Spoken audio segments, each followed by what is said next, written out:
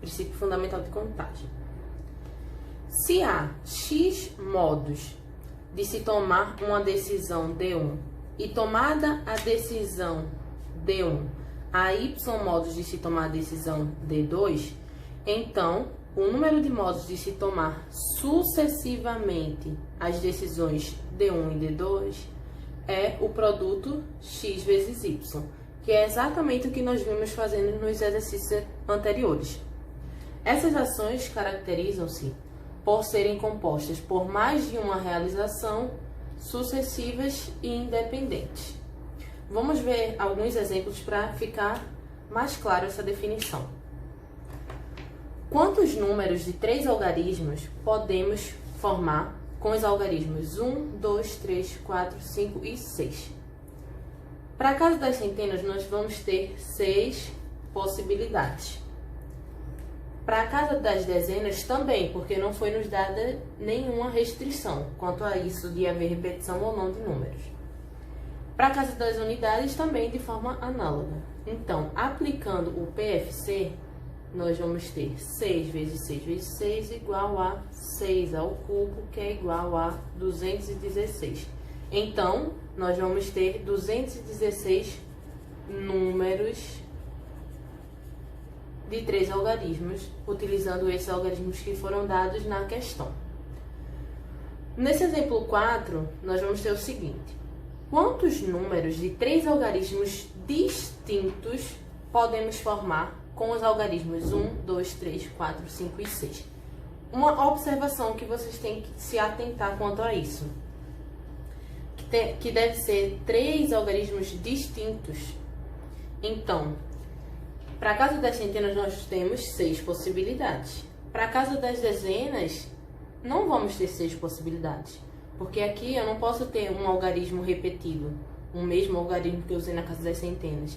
Então, dadas essas possibilidades, se eu utilizei uma, vão me restar 5 para as dezenas. E de forma análoga, o mesmo vai ocorrer na casa das unidades. Vai me restar 4 possibilidades. Aplicando o PFC, nós vamos ter 6 vezes 5 vezes 4 igual a 120 números de 3 algarismos distintos, dados os algarismos que a questão trouxe. Ok? Agora, nós vamos ter o seguinte, na questão 5. Quantos números de 2 algarismos podemos formar? Sabendo que o algarismo das dezenas é múltiplo de 2, diferente de 0, e o algarismo das unidades é múltiplo de 3. Bom, aqui nós temos algumas observações. Números de 2 algarismos, ok. O algarismo das dezenas é múltiplo de 2, então temos que destacar isso. E além disso, diferente de 0. E o algarismo das unidades é múltiplo de 3. Dentro dos nossos algarismos, dentro dos algarismos que nós temos, de 0 a 9, que eu vou colocar aqui, 7, 8, 9, nós vamos ter múltiplos de 2. Nós teremos, e diferente de 0, que foi a restrição da questão, o 2, o 4, o 6 e o 8. E múltiplos de 3, nós vamos ter o 0, o 3, o 6 e o 9.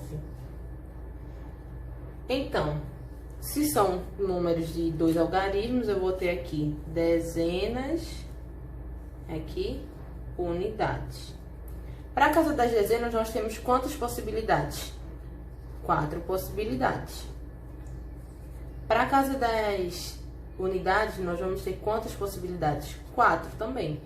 Então, vou colocar aqui. Aplicando o princípio fundamental de contagem, nós vamos ter 4 vezes 4 igual a 16 números.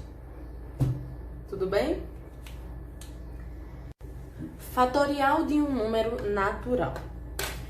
Na resolução de problemas de contagem, por meio do princípio multiplicativo, que nós acabamos de ver, é comum aparecerem multiplicações envolvendo números naturais consecutivos. Por exemplo, o exemplo que a gente viu, 6 vezes 5 vezes 4, ou 6 vezes 5 vezes 4 vezes 3, 5 vezes 4 vezes 3 e assim por diante. Muitas vezes é possível escrever multiplicações desse tipo de forma mais resumida. Para isso, vamos apresentar, nós vamos ver o fatorial de um número natural, que será útil na contagem dos agrupamentos. Dado um número natural n, definimos o fatorial de n indicado por n fatorial, por meio das relações. Se n é igual a 0, o fatorial de 0 é igual a 1. Se n é igual a 1, então o fatorial de 1 é igual a 1. Se n é maior ou igual a 2, então n fatorial é igual a n vezes n menos 1 vezes n menos 2, e assim por diante. Exemplo. Fatorial de 2, ou 2 fatorial, é igual a 2 vezes 1. 3 fatorial é igual a 3 vezes 2 vezes 1, que é igual a 6. 4 fatorial é igual a 4 vezes 3 vezes 2 vezes 1, que é igual a 24. Se vocês perceberem, o número n, ele está sendo multiplicado por todos os seus antecessores até chegar no 1. Exatamente a observação que eu trouxe aqui. O fatorial de um número natural é calculado pela multiplicação desse número n, exemplo, nosso n aqui, 2, por todos os seus antecessores. O antecessor de 2 é 1. Por todos os seus antecessores até chegar ao número 1. Aqui eu trouxe algumas observações. Atenção! 2 fatorial mais 3 fatorial é diferente de 5 fatorial. Eu não posso dizer que 3 fatorial mais 6 fatorial é igual a 9 fatorial. Isso está errado, tá? 7 fatorial menos 5 fatorial é diferente de 2 fatorial. Vamos ver a maneira correta de fazer uma soma e uma subtração de fatoriais. 2 fatorial mais 3 fatorial, nós fazemos o seguinte. Fatorial de 2 é 2 vezes 1, como a gente viu. Mais 3 fatorial é 3 vezes 2 vezes 1. Fatorial de 2 é 2, fatorial de 3 é 6. Então, isso vai nos dar 8. Tudo bem? Agora, 7 fatorial, eu vou ter 7 vezes 6, vezes 5, vezes 4, vezes 3, vezes 1. Menos fatorial de 5. 5 vezes 4, vezes 3, vezes 2, vezes 1. Fatorial de 7, se a gente parar para calcular, vai dar 5.040. Menos fatorial de 5, que a gente conhece, 120. Essa subtração vai nos dar 4.920. Olha a diferença. Percebeu? Então, para calcular uma soma ou uma subtração, primeiro a gente faz o fatorial daquele número e depois soma com ou subtrai pelo fatorial do outro. Agora, simplificação de fatorial. Para simplificar um fatorial ou resolver um problema desse tipo, nós vamos desenvolver o fatorial de 10 até chegarmos ao fatorial do número que está no denominador. Então, nós vamos ter o seguinte: 10 vezes 9 vezes 8 vezes 7 fatorial, aqui, a gente para aqui, dividido por 7 fatorial.